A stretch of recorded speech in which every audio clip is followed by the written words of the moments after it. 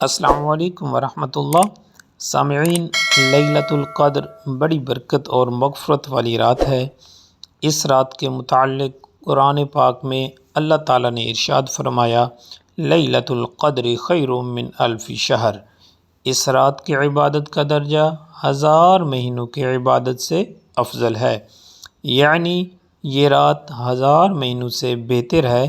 اب یہ رات 1000 مہینوں سے کتنا بہتر ہے، یہ تو اللہ پاک ہی بہتر جانتا ہے۔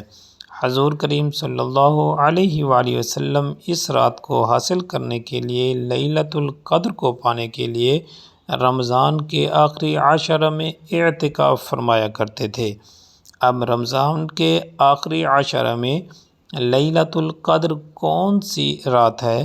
تو حضور کریم صلی اللہ علیہ وآلہ وسلم نے فرمایا، لیلۃ القدر کو رمضان کے آخری عشرہ میں طاق راتوں میں تلاش کرو، یعنی 21 کی رات، 23 کی رات، 25 کی رات، 27 کی رات اور 29 کی رات۔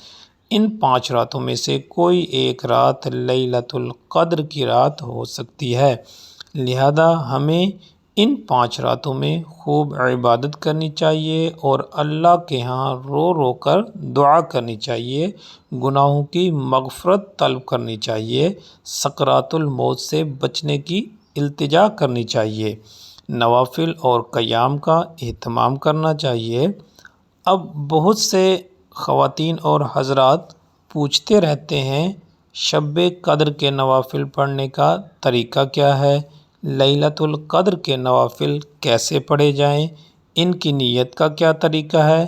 کتنی رکعات ادا کریں؟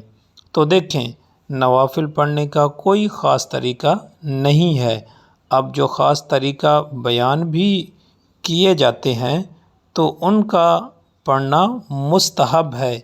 اس میں اصل مقصد ہوتا ہے رات کو قیام کرنا اور گناہوں کی معافی طلب کرنا۔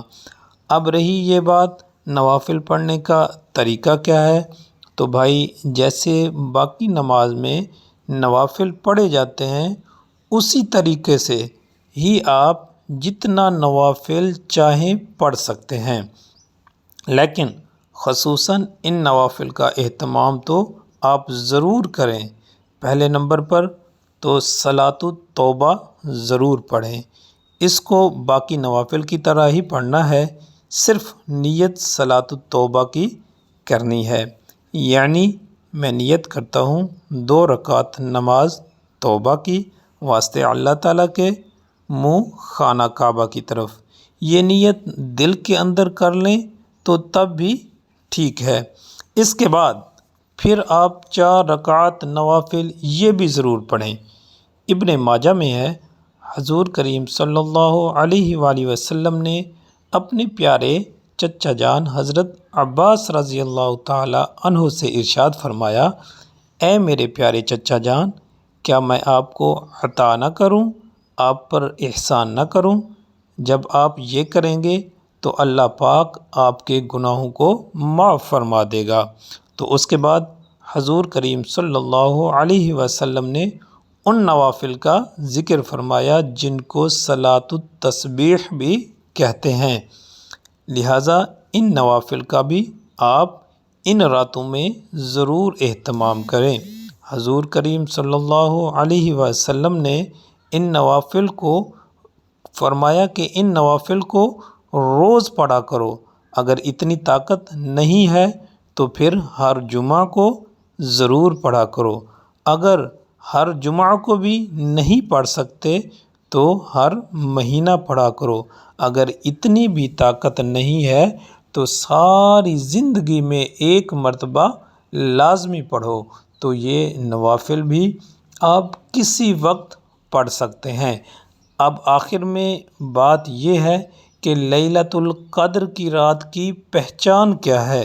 تو اس حوالہ سے بعض احادیث اور کچھ صالحین کے تجربات کی روشنی سے یہ معلوم ہوتا ہے کہ مخصوص رات میں فرشتوں کے نزول کی وجہ سے ایک خاص قسم کی راحت اور سکون محسوس ہوتا ہے۔ اس رات کی صبح کو جب سورج نکلتا ہے تو وہ 14ویں کی چاند کی طرح بغیر کرنوں کے ہوتا ہے۔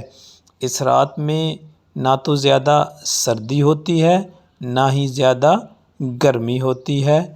سردی اور گرمی کا احساس نہیں ہوتا، بلکہ یہ رات انتہائی معتدل ہوتی ہے۔